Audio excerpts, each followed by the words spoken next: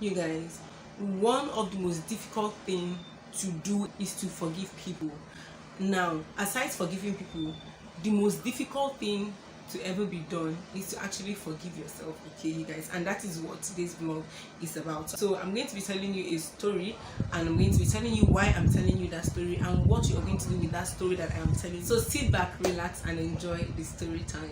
Hey guys, welcome to Vlogmas Day 5. It is your girl Ezinne. I'm a Nigerian YouTuber based here in Abuja, Nigeria. If this is your first time of stopping by my YouTube channel, you're definitely welcome. Please show me some love, support your girl, watch my videos, run my playlist, give this video a thumbs up, share this video as soon as you're done watching it, okay? If this is not your first time of seeing my face on YouTube and you're subscribed and you've been watching my videos, you know I love you so much, yeah?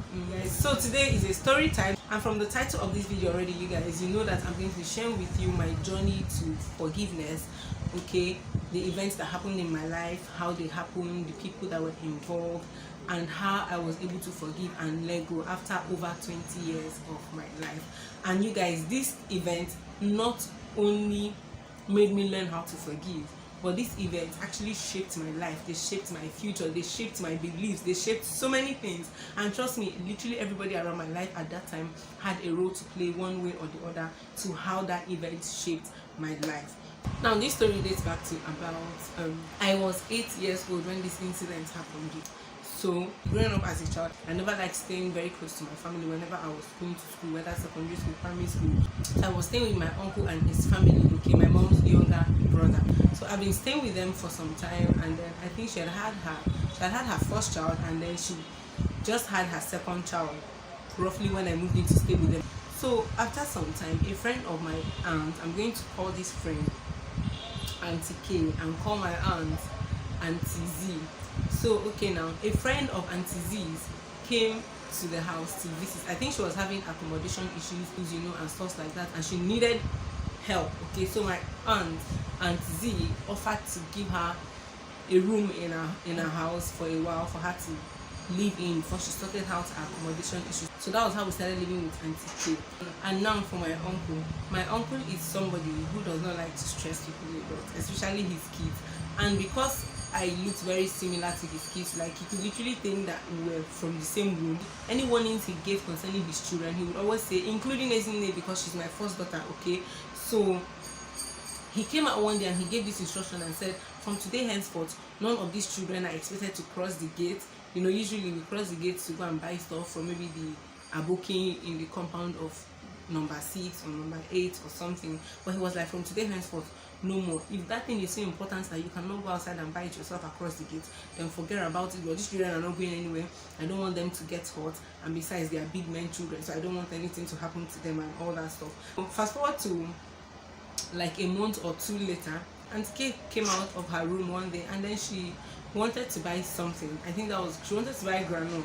So she called me and asked me to go over to that aboki that is on house number 6 to get granite for her. And I told her, oh, Auntie K, that this is the instruction that Daddy gave. Okay, I used to call him Dad because I stayed between them. They are my second parents. I see them like as my second parents. Okay, I said, oh, this is the instruction that Dad gave, that none of us, the children, the little children, should step out of the gate to go and buy anything anywhere, and that he was going to penalize both the kids who did it and the adults who sent them to go and do it. And she was like, that she sent me on an errand, my friend, I should go and do what she asked me to do. I told her, please, that what if I'm going out and that is when my uncle is now coming in? What am I going to do? How do I explain it? So she just angrily collected her money back from me and went into her room. Then later that evening, I think around past 3 p.m. or 4 p.m., an uncle of mine who used to help Auntie Z in her electronics supermarket came in, and he came back with suya. Now this uncle, let's call him Uncle B. Uncle B is this kind of uncle that every kid loves to have. That uncle who never comes back home or who never comes visiting without having so many goodies, chicken, ice cream, suya, as in he comes back with a lot of goodies every time. So each time we know he's coming back from work or coming back from the shop, we know that Uncle B is definitely coming back with something for each and every one of us, and we're going to eat to our satisfaction. We're going to eat to our food. Okay, so we're so excited when he came back. And then he said, oh, that please, we should not be in a hurry. And he wanted to use it and drink garri. And we're going to like it. And if we try that combo with him, we're going to enjoy it. So we're like, Uncle B, garri, okay. Since it's you, let's try it. So as we were making the garri to drink, everything was set before us in the parlor. And then he was not like, oh, there's a secret ingredient missing. It's groundnut. Ezinne, you take this money, go and buy groundnut. And I was like, Uncle B, you've forgotten what Daddy said. He said that we should not step out of the gate to go and buy anything and all of that. It has to be the maid or any other person else in the house. But we were not allowed to cross outside the gate. And Uncle B was like, it's again. Who are you talking to? Are you talking to me? My friend, he hit me and forced me to go and buy the granite. I was literally crying like tears because he really hit me, like he actually slapped me. Okay, so I cried and I took the money and went to buy the granite and came back. You guys, lo and behold, as soon as I was entering the parlor to give Uncle B the granite, in fact, as soon as I was just bringing out my hand to say, Uncle B, see the granite, guess who came out of the house? You guessed right. Auntie K came out of her room because her room was downstairs and it was just in front of her door. Auntie K came out of her room. And as soon as she was like, Ezinne, is it not this same child that I asked to go and buy granite for me? And she was here talking nonsense. And and everybody was trying to explain and say, no, Auntie K, it's not like that. Uncle B actually beat her and forced her to go and do it and literally pushed her out to go and do it. And to see that she's still even crying and all of that. The woman was just like, that she does not want to know. But you see this issue. You see this issue. You, Ezinne, you will see. You guys, I did not know that Auntie K meant what she was saying by telling me, oh, you will see. You guys, I need to take this thing.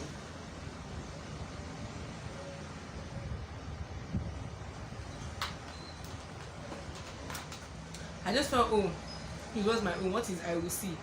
What was the worst that could happen? Maybe she was going to tell Auntie Z not to buy anything for me, or she would report me to Auntie Z so that Auntie Z was going to beat me. So for weeks I kept expecting my actual aunt to call me and scold me or rebuke me for not going on an errand for Auntie K and all of that, but none of that was forthcoming. Now fast forward to about a month later.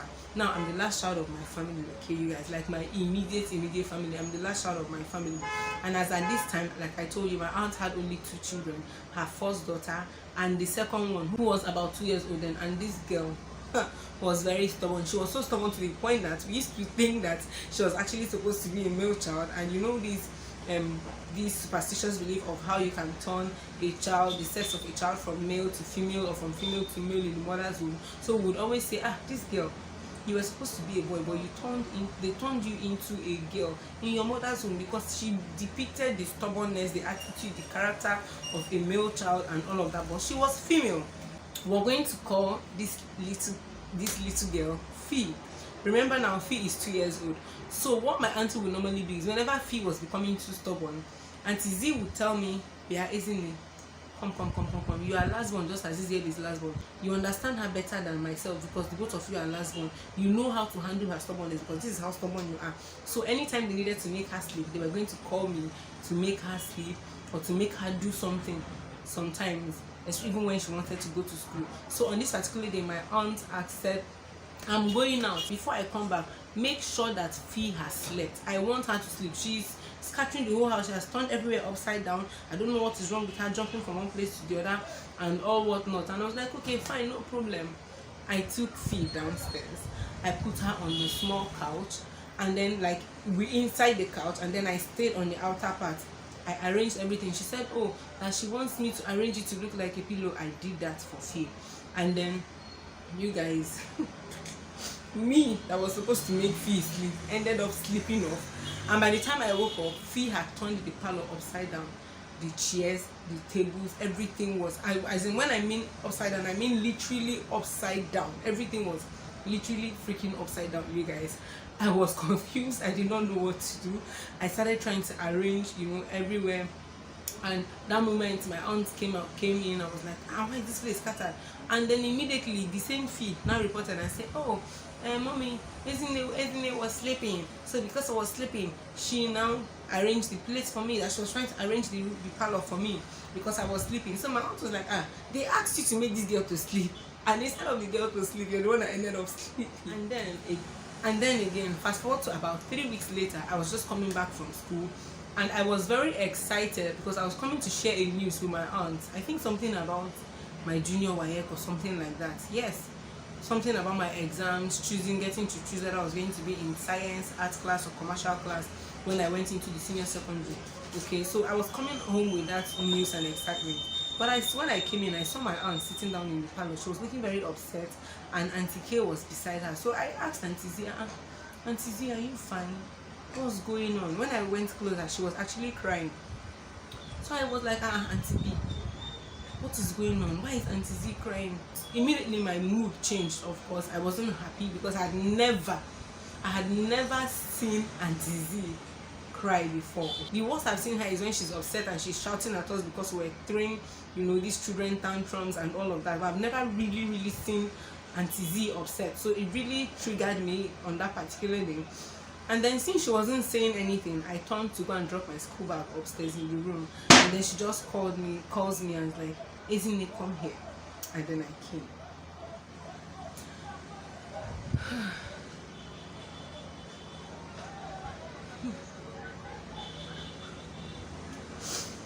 It doesn't get better at this point, you guys.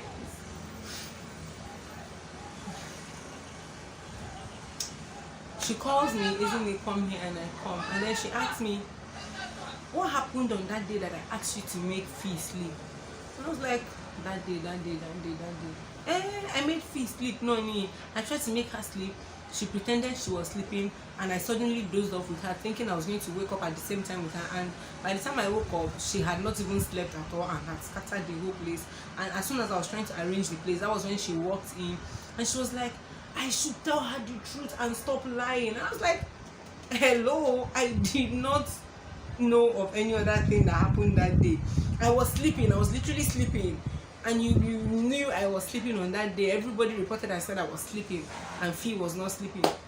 And Auntie Z was like, you see, that is the problem. B, I told you, this girl will never say the truth. She will never say the truth. She's so stubborn. I don't know what her problem is. At this point, you guys, I was confused. I was literally freaking confused. I did not know what to think. I did not know what to do. And I kept asking, okay, Auntie B, what is the problem? What is the problem? Then Auntie B now throws the bomb and asks me, do you mean you did not do anything to this person? I said no. She now said, okay, who taught me how to do it? I was like, hey, Chineke, who taught me how to do what? I don't know what you're talking about. Who taught me how to do what? She was like, okay. She was trying to be patient with me, but she would just for her sanity sake, because she was losing her patience, she was going to tell me what it was. And then she asked me why I fingered Fee, and I was like, finger. What do you mean finger? And literally, you guys, at this point, I must interrupt the story at this point to tell you that I'm what people call a late bloomer. Okay, when there's a trend going on in the society, I do not like to follow trends. I would rather do that trend as soon as the trend is done happening, or just before the trend becomes popular. Okay, so I'm this late bloomer. I get to understand things or adapt to things and situations later than others. I might have a knowledge of that thing, but practically or talking about it, I might not really have a proper understanding about it until a certain period of time, and by then literally almost everybody has moved on from that particular thing. So I didn't even know what fingering meant, for crying out loud, as an 8-year-old girl. So I turned to my aunt and I was like, Auntie Z, I don't know what you mean by fingering. How did I finger her? What do you mean is fingering? And she was like, I should say the truth. I wasn't saying anything. She said, okay, she knew how she was going to get the truth out of me. She picked up her phone and she called our pastor, Pastor Emmanuel, to come immediately, that there was an emergency. Pastor Emmanuel came in less than 30 minutes, and as soon as he came in, she told him, oh, this is what happened, blah blah blah. She explained to him in Igbo. I didn't even understand what they were saying then, because then I didn't understand jack in Igbo in my language. The only thing I could speak then was Yoruba and English, like pure Yoruba and English. So I didn't even know what she told him. So he now sat down and confronted me. I was like, okay, Ezinne, tell me the truth. You know, a child of God does not lie. When you lie this, I said, see, first of all, she said I fingered Fee. I don't know what fingering is. I did not do anything. That day, look at what happened. I explained everything again to the Pastor Emmanuel. And then at a point, my aunt became angry and started shouting, "What do you mean? Auntie K said she saw you that day. Say the truth." And I looked at her. "Auntie K, what did you say you saw me do?" She didn't even, that one didn't even say anything. She just kept quiet and was just looking at me. She just kept quiet and she was looking at me. I was like, "Auntie K, what did you say? What did I do?" She now said, "Okay, let her talk. Since this girl wants me to say everything, let me say everything myself." And then she goes on about how when she was sleeping, I opened up her clothes and I put my fingers into her vagina. And I was like, "Wait, what is even vagina in the first place?" That I put my hand inside her bum. And I was like, "Me? Fingered who? Fee? How would I do that kind of a thing?" I started crying immediately. I love this girl so much. She's my sister. What does it even mean to put her in someone's butt? Like, I don't even understand what is going on. But for it to have gotten this bad, and she was already on the phone calling my actual uncle, her husband, to come. I knew it was something serious, and it means I was in serious trouble. So I began to cry. I was confused. I did not know what to do. And I kept telling them, "I did not do anything. I don't know what you're talking about. I did not touch Fee. I did not do any of such thing." But nobody would listen to me. So I guess her husband told her she was coming back. So she just asked me, okay, to go to the parlor upstairs and then to kneel down, raise up my hand, close my eyes and face the wall, that I was going to remain there until my uncle came back. And I truly was there until my uncle came back. In fact, at a point I slept off at that position that I was in. Yes, I know I sleep a lot, but as soon as my uncle came back, what jolted me back to reality that something was going wrong was my uncle suddenly pounced on me and started beating me, throwing punches at me. I did not understand why. Oh my God, you guys, I'm breaking down. I did not understand why. What happened? Why was he doing that? And I kept screaming, "I did not do it. I did not do it. I don't even understand what they are saying. I did not do it." But my uncle would not listen. He was screaming, "After everything I've done for you, you want to destroy my child's life. You want to do this. You want to do that." And you guys, my auntie picked me up, took me downstairs again and said, okay, that she was going to make sure I confessed it by myself. At this time, they were already picking the phone to call my dad. My dad told them, please, I don't want that nonsense. Call the mother. And my dad wasn't even ready for that. I think he was at work or something in the place of his business. So they called my mom. And then they were waiting for her to come. So when Auntie Z took me downstairs, she told me, oh, she wanted to cook so that I should go into the kitchen and pound pepper, because in the house I'm the one that, and my major chores were washing of the plates, preparing ingredients like cutting onions, pounding pepper, washing the crayfish that they used to cook. So she told me, oh, she wanted to cook, I should go and pound some pepper for her, and she brought out some of the fresh pepper that I was going to pound. I pounded this pepper, and my aunt took me into, we had 2 parlors downstairs, a very small one where all these incidents happened, and then another bigger one where we entertained a lot of visitors and all of that, like a VIP parlor. So she took me into that parlor and then stripped me naked, poured water on my body, and proceeded to take that pepper and rubbed it all over my body. Oh my God, I can't believe I'm finally saying this. It was easier to write about this thing than to talk about it.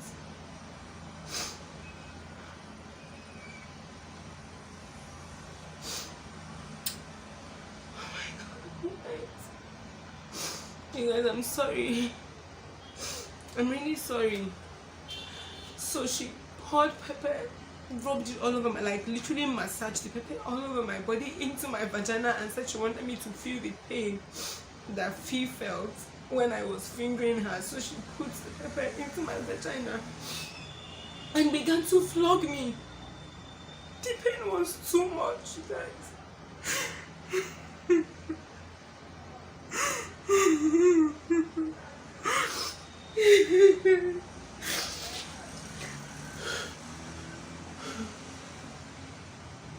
Oh my goodness.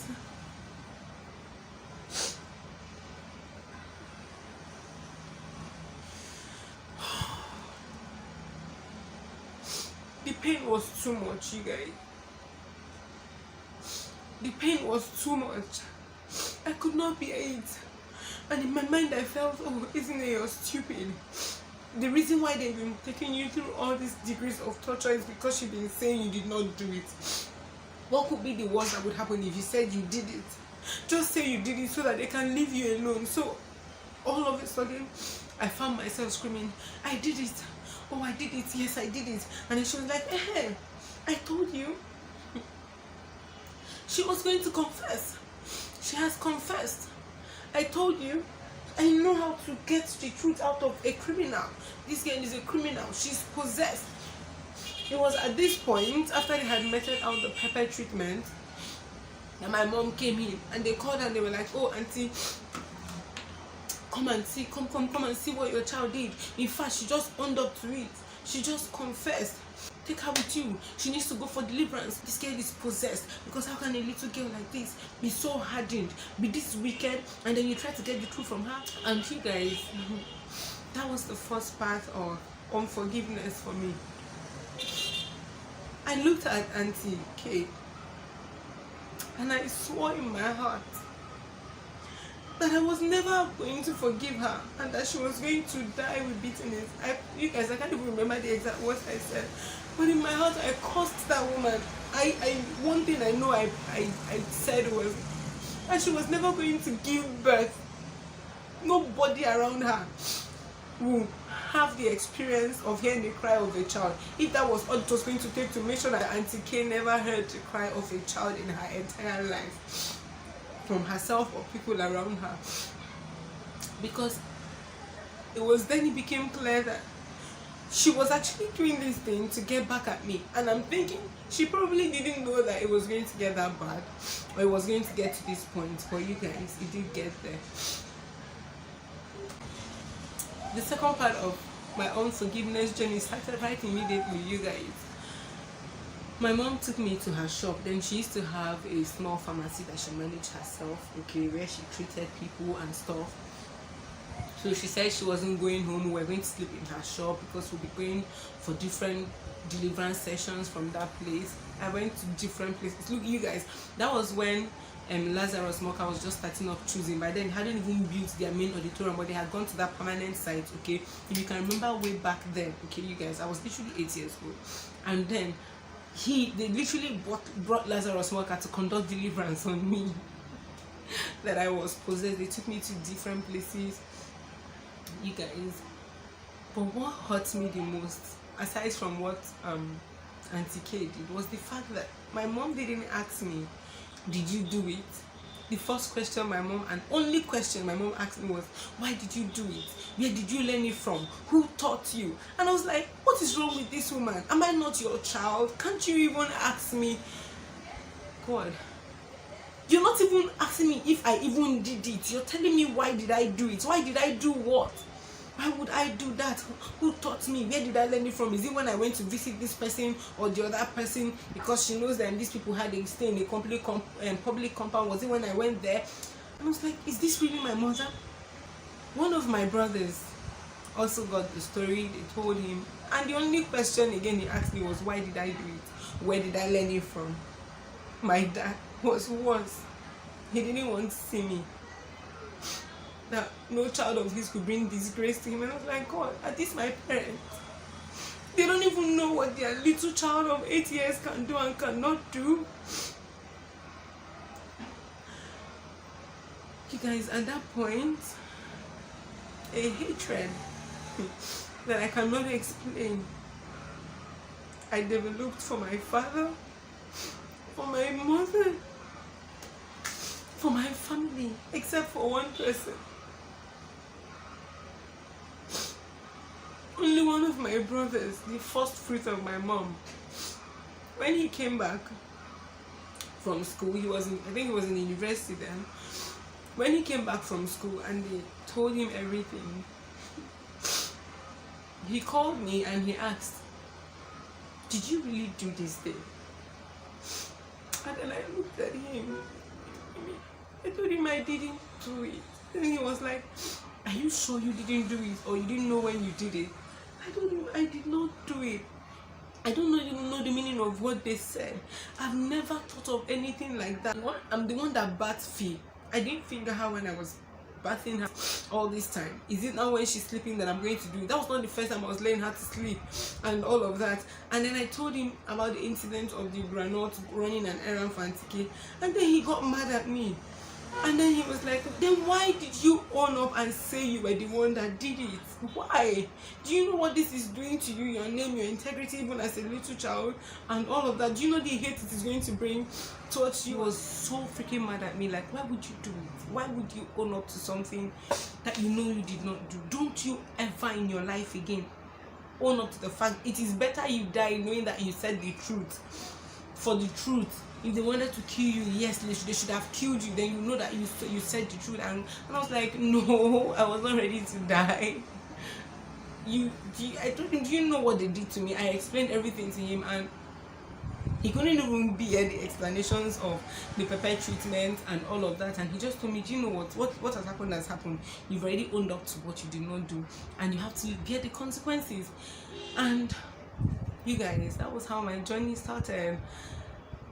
They took me to all sorts of deliverance homes to conduct deliverances, to celestial churches, to the places itself where they use brain to flog you when they are doing deliverance. And you guys, I was broken. I was broken beyond measures. I was never going to forgive Auntie K, laying such gravity of allegations on me, a mere 8-year-old child. I was never going to forgive my uncle and his wife. I was never going to forgive my father or my mother for not trusting me, for not believing that I did not do that thing, for not trying to find out if I even did it or not, for making those assumptions about me. And you guys, this was it, okay? That was the incident that led to my journey of unforgiveness. Now, why am I sharing this story? I'm telling you guys this story because there are so many incidents that happen in the lives of children that breaks them up. When I was talking about the story of Sylvester yesterday, I'm talking about how going to boarding school is not an option for kids who are still very young, down to their teenage age. I mentioned something about, the psychological, mental and emotional damage that goes on in the lives of these children. Let's assume that Sylvester did not die and he survived the acid or the chemical substance they gave to him. He survived everything, the brutality, the torment, the bullying. Whether his parents get to find out later or not about it, Sylvester will be damaged. And I know that there are so many of us who have similar stories like this, and I wish that you can actually come up to share this story. I can actually read out your story if you send me an email via my email address. I can actually read out your story to people and hear what they are going to say. It just relieves you. It just lifts up a heavy burden from you, okay? Because you guys, for years, me, who used to be very outspoken, who used to be very lively, I became very introvertish. I never wanted to talk to anybody. It felt like everybody hated me. I was rejected. Nobody would ever believe me. It felt like I was not worthy to be loved by anybody. If even my parents do not love me enough to know what I can do or find out if I'm capable of doing certain things or not. And I just began to live with a sense of not being able to love, I felt unworthy of love, like I was not worthy to be loved, and I couldn't love anybody because it seemed if I tried to show love or care to people, I was going to get hurt in return. I was going to get hurt in return, you guys. And my journey of unforgiveness began for years. And it was until when? 2015. That was when I finally was able to forgive Auntie K. And that was because I had, out of you know, my new introverted nature and all of that, I became very hot tempered. I never wanted to listen to anybody.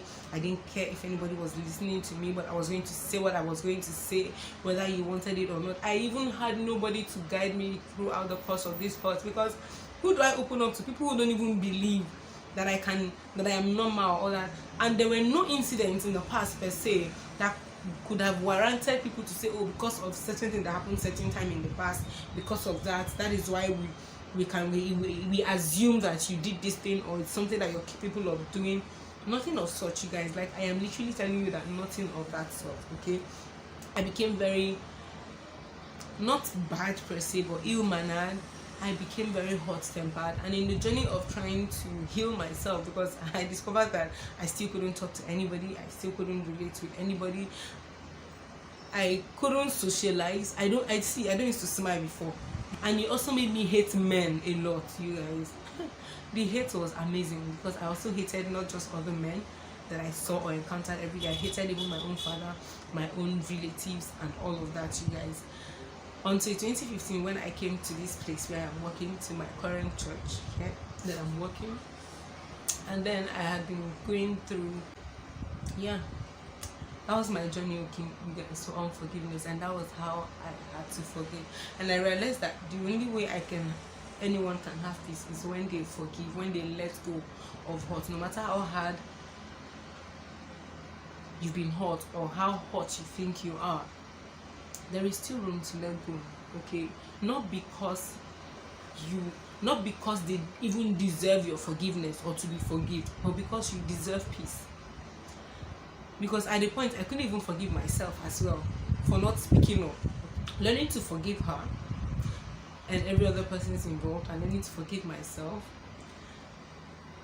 started my journey to actually learning how to now,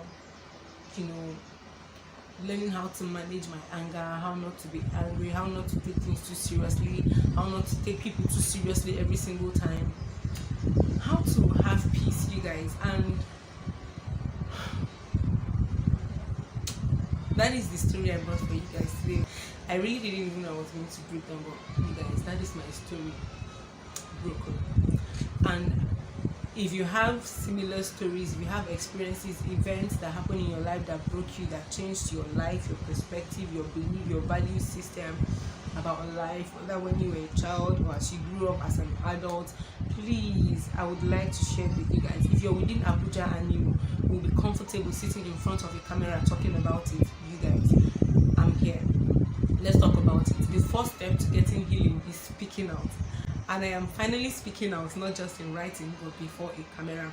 And I do hope that even Auntie Z and every other person who were involved in my life at that time get to see this video some way, somehow, and they watch it and see the story from my own end, from my own perspective, and how I've had to deal with the mental, psychological, physiological damage that it did to me. Okay, you guys. So yeah, if you have similar stories, like I said, please share with me via my email. If you're in Abuja and you think that you can sit before a camera to talk about it, you want to talk to me about it, and you don't mind being filmed, there are people out there who think that they are alone. There are people out there who think that they are alone. There are people out there who think that nobody has gone through the kind of hurt that they've gone through. Nobody has felt the kind of pain that they felt. They think everybody lives freely. Nobody has hurt that they are not seeing inside of them. But the truth is, literally everybody you come across every day is broken in one way or the other, you guys. That is the story I have come to share with you guys today. So please, I'm looking forward to your stories. If you have stories, let me know in the comment section below. Please go to my email address, send your story as an email if you want me to read it out instead, to share it for you like I've shared mine. Thank you guys for watching this video till the end, till I see you in my next vlogmas video. Stay lifted, stay blessed, things, right? And don't you forget that Ezinne loves you.